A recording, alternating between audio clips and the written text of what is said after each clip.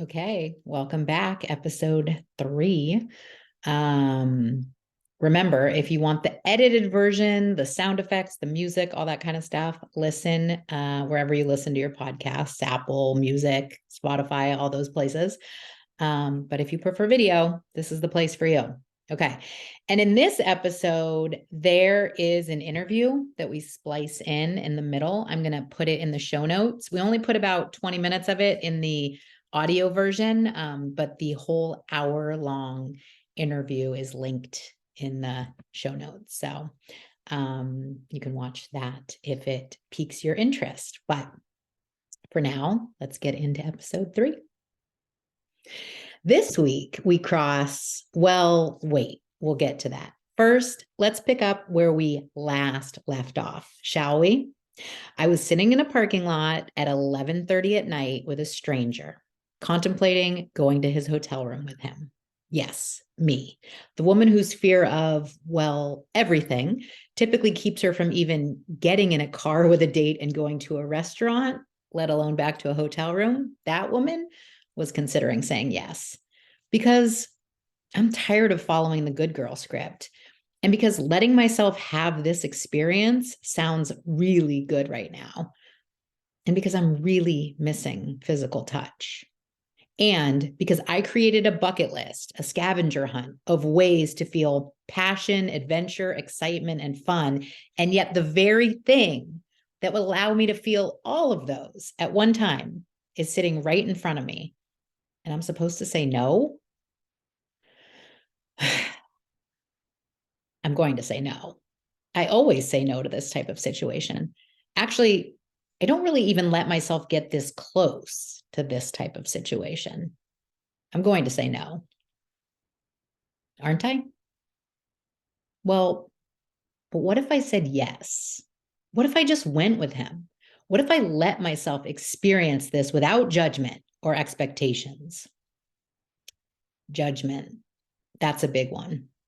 But the bigger one is expectations, or rather hope, attachment. Like, what does this mean? What will happen tonight? And then what? And then what? That's the one that gets me. What if it's just tonight? Okay. Well, what if it is just tonight? If it's just tonight, then what would feel really good? Well, I could go with him and just kiss him horizontally instead of vertically. My mind starts to negotiate what going to his hotel room would look like. And besides, this isn't just any stranger. This is a gift from the universe. This is an answer to my call for help. Earlier that day, I had said the words out loud, please help me. And so if the universe was going to send me someone to answer my call for help, wouldn't the universe make it so obvious that I couldn't miss it? I think the universe would send a fireman, who is literally the definition of help and safety. It couldn't be more obvious if he had a sign posted on his forehead. Plus, we know he's safe. He just showed me 4 forms of photo identification. Oh my God, Rachel, I can't believe you asked him for photo ID in the middle of a makeout session. But he didn't even flinch. He's like, yep, here's my driver's license, my work ID, my concealed weapons permit, and my Costco card. Roseanne would be so proud. Oh my God, Roseanne. What about Roseanne? I told her I'd be gone for an hour max. It's been 3. And I haven't even checked my phone. She must be so worried. I'm sure I have at least 5 text messages from her and probably even a missed call or 2. I pull out my phone. Nothing. Not one single text message. So if she's not worried, maybe I shouldn't be either.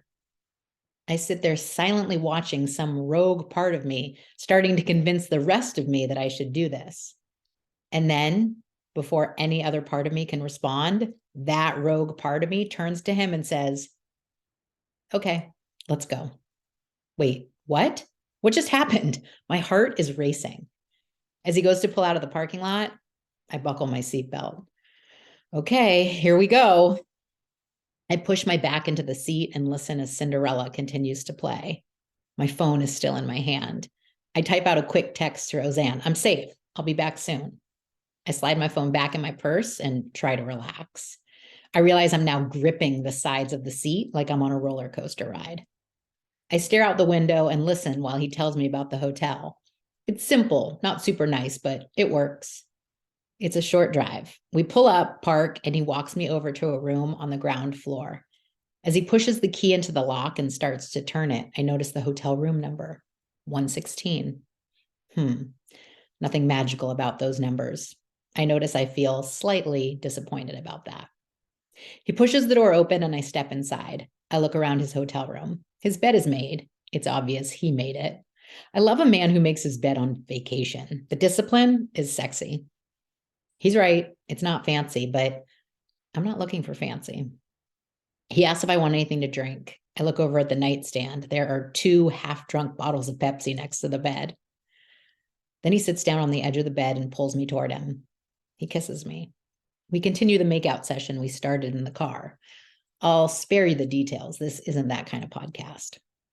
And then we lay next to each other for a while, and he rubs my shoulders gently. I really like how this feels. Not just the massage, but the connection, the closeness, the intimacy. He's really tender with me. I see the difference between my last experience and this one. This is more of what I'd want in a relationship. Then I tell him I better get back to my hotel. Part of me really wants to stay, but it's time to go. He drives me back and kisses me goodnight. And in case you're wondering, of course you're wondering, no, we didn't have sex. I had no intention of doing that, and he didn't try. I think there was just a silent understanding that that's not what we were looking for at that moment. Wait, are you disappointed? You seem disappointed. Yeah, I'm talking to you, not him. He was definitely not disappointed. Anyway, I walk back into my own hotel room to find Roseanne asleep on the bed. It looks like she fell asleep working. I doubt she even saw my text. Some security plan she turned out to be. I laugh to myself and get ready for bed. I crawl into bed and send him a link to the podcast. He texts back, "You'll have to send me my episode." At dinner, I had told him about the podcast because I didn't expect the night to unfold like it did. And I said that I'd probably have something to say about him in the Sedona episode. Oh boy, do I. I fall asleep very pleased with myself. First, I had an experience that felt magical to me. Everything about it felt right. And second, I use good boundaries to protect my heart. I've learned my lesson that no matter how great a date feels, there's no guarantee that there will be any further contact from the guy after the date. So I only let myself go as far as I'd feel comfortable if I never heard from him again. If I assume that I'll never hear from him again, do I feel good with how the date went? I know that sounds pessimistic, but it's actually really empowering. And yes, I still hope to hear from him again, but at least if I don't, I won't regret anything. So today, we officially crossed something I put on the list and didn't actually expect to ever cross off. From episode 6, season 1, a swing for the fences, night of passion, without the expectation of more. Holy shit, I did it. I'm so proud of myself. That might sound funny, but I overcame so many fears and I live to tell about it. I stepped so outside of my comfort zone. I don't even know what zone I stepped into, the twilight zone, maybe. Today during the retreat, again, I'm in Sedona for a retreat led by my friend and mentor, Kyle Cease. Today, Kyle had said, honor the opportunity and the fear goes away. Honor the fear and the opportunity goes away. I had definitely honored the opportunity. And I'm so glad for once I didn't honor the fear instead. The next day, Roseanne and I head to day 2 of the retreat. On the drive over, I fill her in on last night's events. She's shocked and excited. I'm still on a high from conquering my fears. There's something so satisfying about conquering your fears, whatever they may be.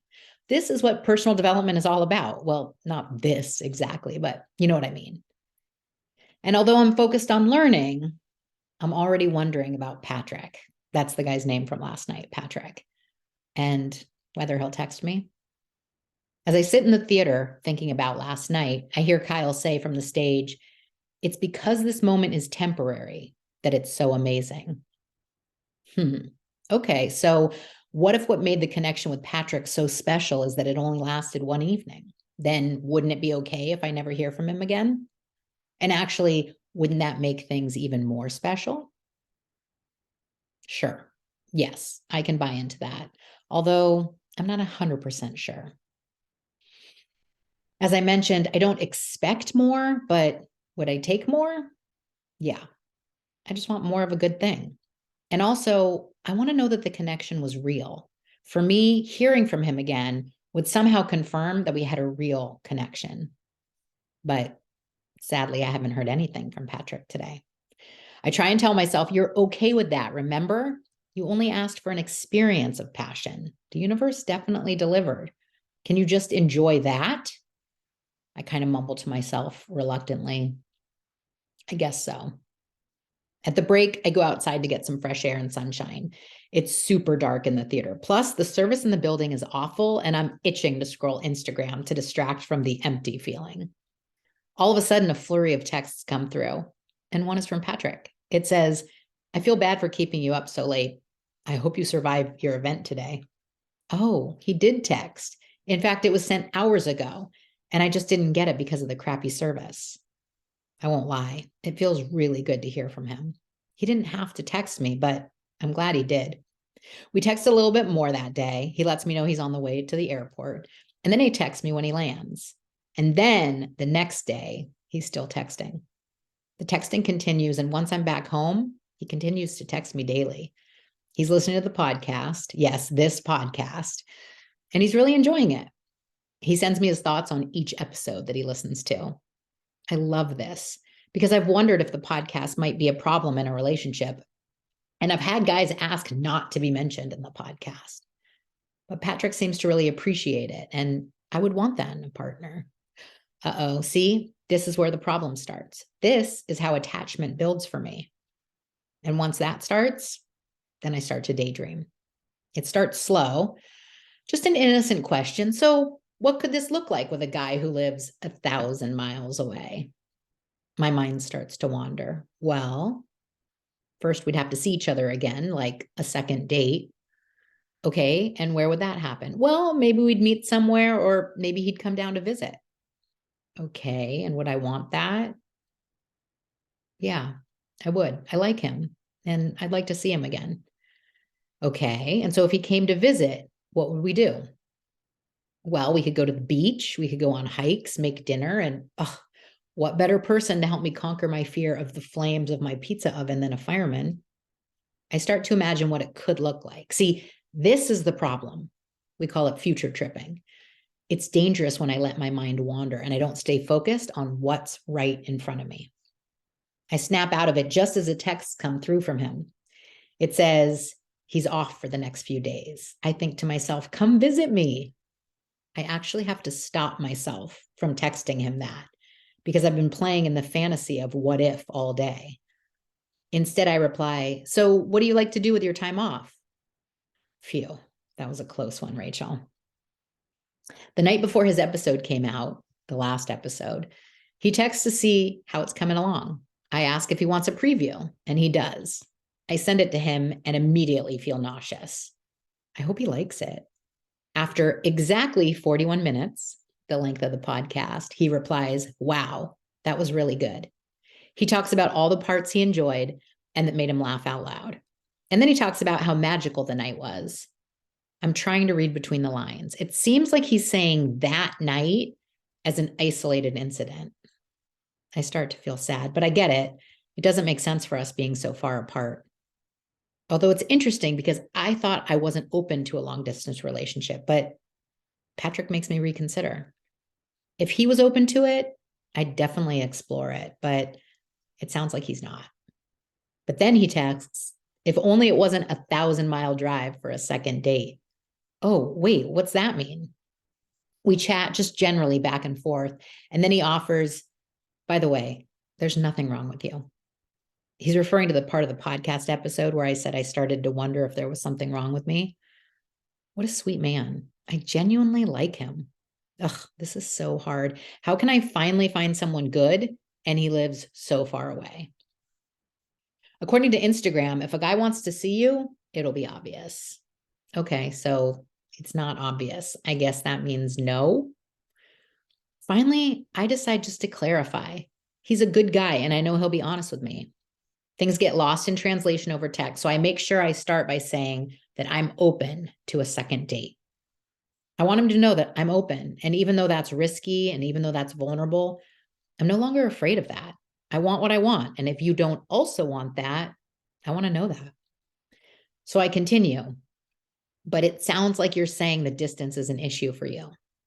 He responds and says that he does like me and that if we lived close, there would be a second date for sure, but that yes, the distance is an issue for him. He just doesn't see how it can work. I can tell that he doesn't want to hurt me and that he's being sincere.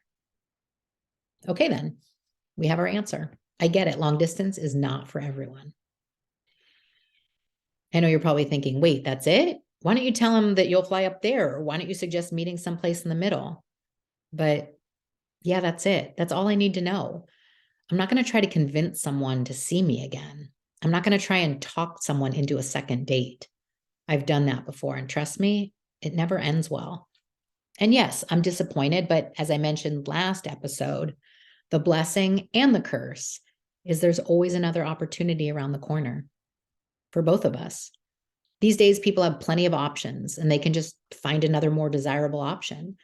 I have no doubt that he will very shortly find someone who meets his needs in his town and have himself a more desirable option.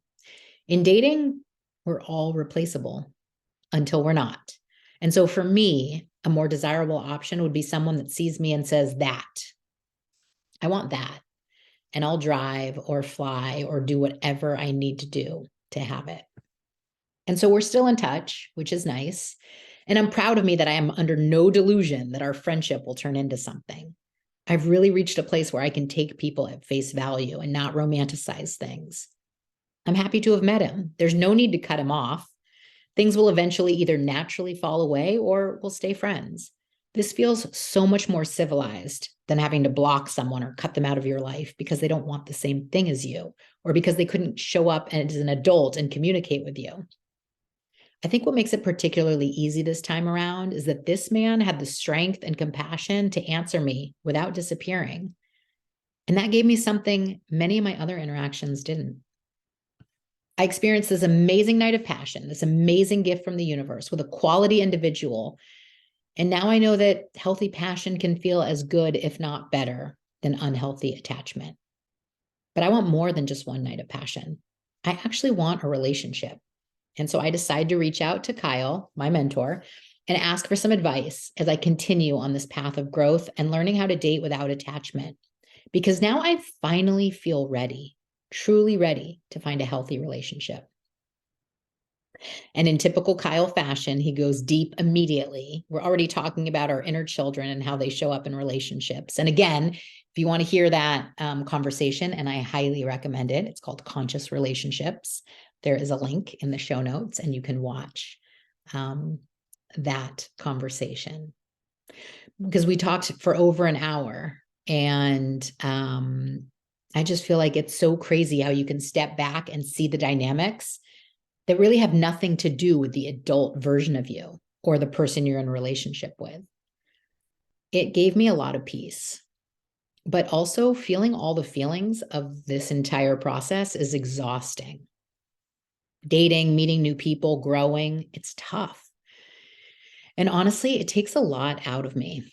So I start to contemplate taking a well-deserved break from the dating scene just to focus on me again.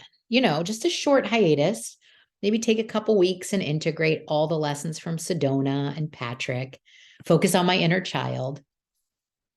But then I get a text from a dad from my son's school. Hey, my company's doing a fancy VIP event next Friday at the yacht club. It's a daytime deal, free booze, free food, yachting. I have some clients coming, but I figured if you like the sea, boats, you could come hang. Oh my God, wait, is he inviting me as a friend or as a potential client or, oh my God, as a date? Who cares? It sounds amazing. I text back, how can I say no to that? I'm in. I mean, I can always hiatus another day, right? Come back next week, actually in 2 weeks, to hear what happened at the yacht club. It's a good one.